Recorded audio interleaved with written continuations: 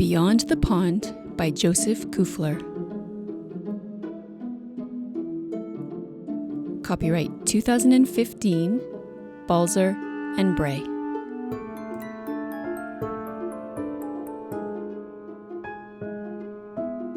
Just behind an ordinary house filled with too little fun, Ernest D. had decided today would be the day that he'd explore the depths of his pond.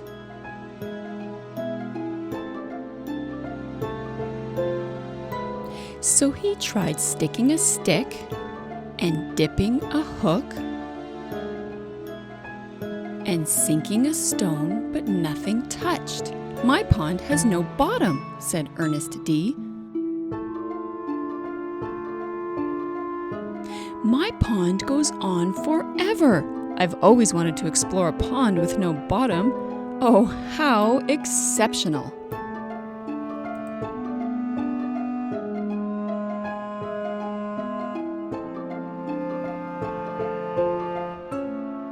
So Ernest D. gathered his explorer supplies, stretched 3 times, and prepared to set off. "I hope they allow dogs down there," he said.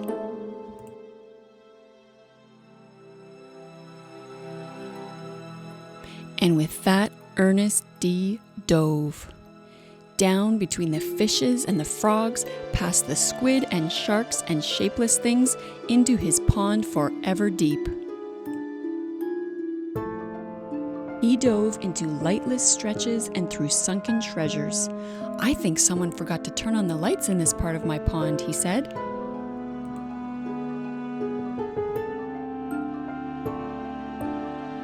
Ernest D. dove farther into his pond than anyone had ever gone before, until at last he came up on the other side.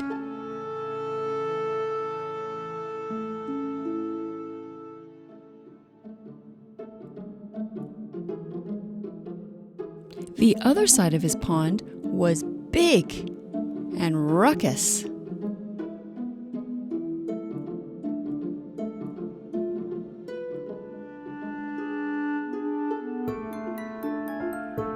It was oh so tiny,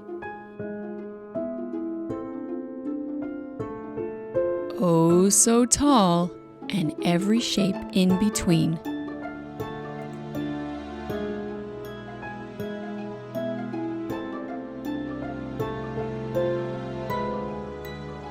Of all, it was just for him, but this new place was other things too.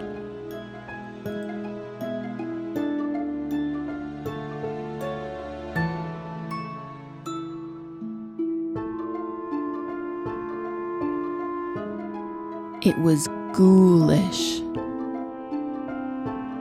and ghastly.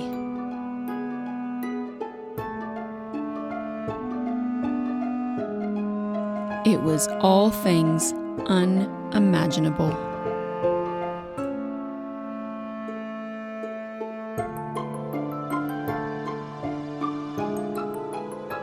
Ernest D. was the bravest of explorers. He battled and brawled until the moon ducked low.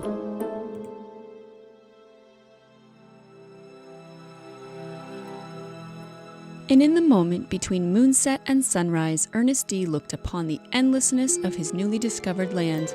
"All this was hiding in a pond," said Ernest D. "How exceptional!"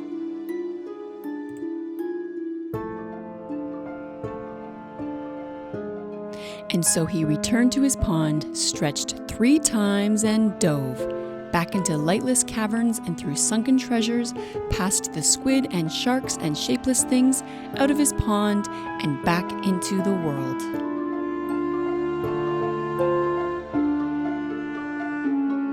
But the world wasn't quite as he'd left it. His house seemed a little less small, and his town looked a little less ordinary.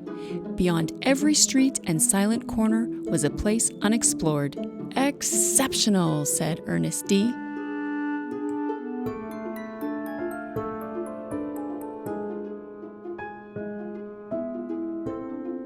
The end.